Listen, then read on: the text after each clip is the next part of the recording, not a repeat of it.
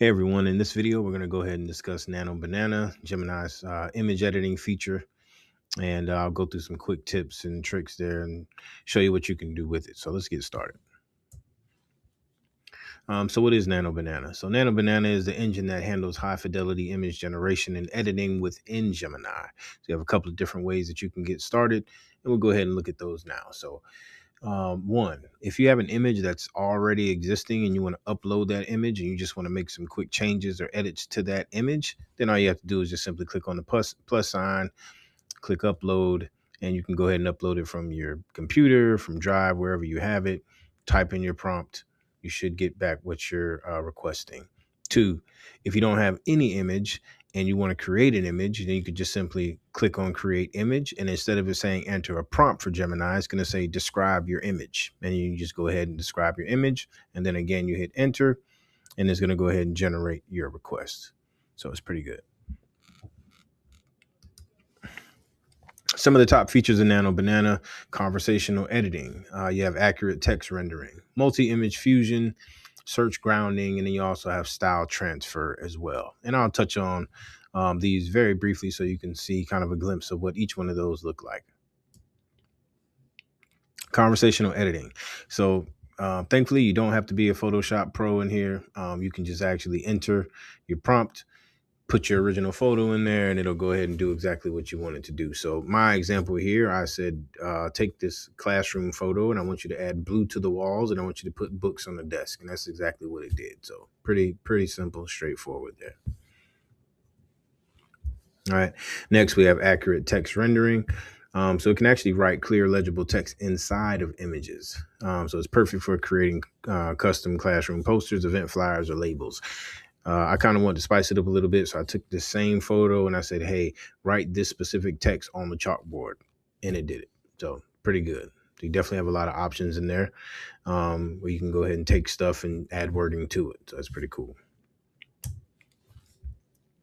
Next, this is probably one of my favorites, multi-image fusion. I like it because you can actually take two different photos and merge them together. So that's pretty cool.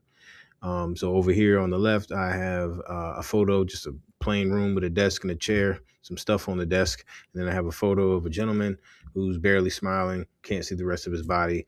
I said, hey, put him in the chair, turn him around, make him face the camera. That's all I said. I didn't say make him smile. Well, I said smile, but I didn't say show teeth. I didn't say let me see his arms, anything like that. It took the information I had and it just created it and fulfilled it to the point where it looks like somebody took the photo. So that's pretty cool. Big rule here. Students aren't able to upload photos into Gemini. Even if they were to try to, it's not going to allow them to do it. But I just wanted to mention it here. So maybe you can let them know that as well. Unable to do that. All right. Search grounding. So Gemini tethers its creative side to real world data sources so it doesn't just guess or hallucinate. And I'll explain what that means here. All right. So when you ask for something, Nano Banana triggers a search before it starts drawing or fulfilling your request. So if you were to ask for a current map of a specific location or, for today's weather in Paris, Google search finds the latest data and then builds the image based on those facts. So it's not going to go out and just hallucinate and tell you anything or give you just any kind of map. It's going to be specific. It's going to be accurate based on the information that Google obtains when it goes out and searches for what it is you're requesting.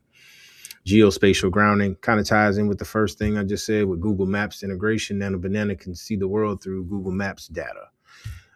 So it ensures landmarks, street layouts, and building scales are accurate.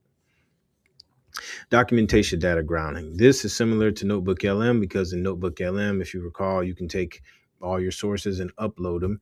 And then the output that comes out will be based on the sources that you provided to Notebook LM.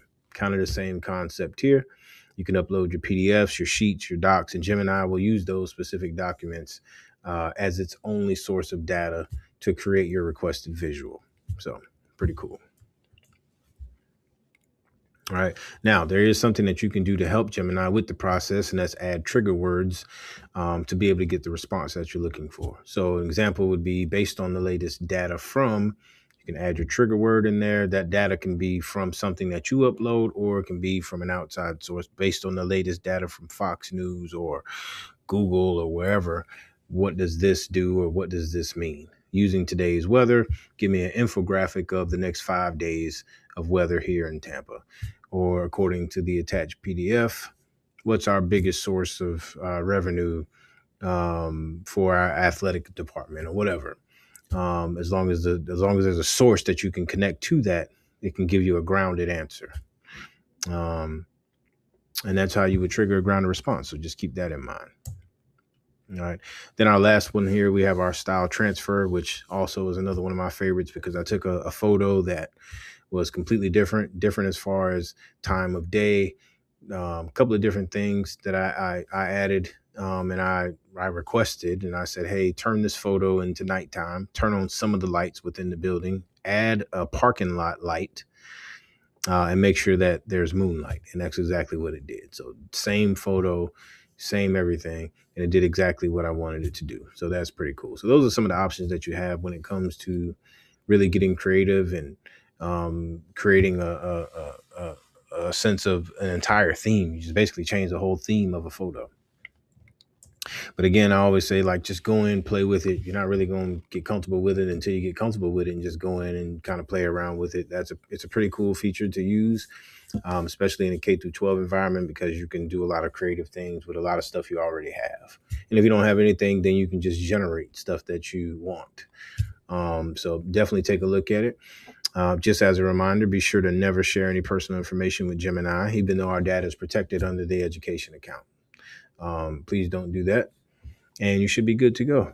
And then also, if you have any questions or you want to set up a session here to get a little bit more in depth with this or any other of the Gemini features that we have, please reach out to IT and we can set that up for you and make it happen.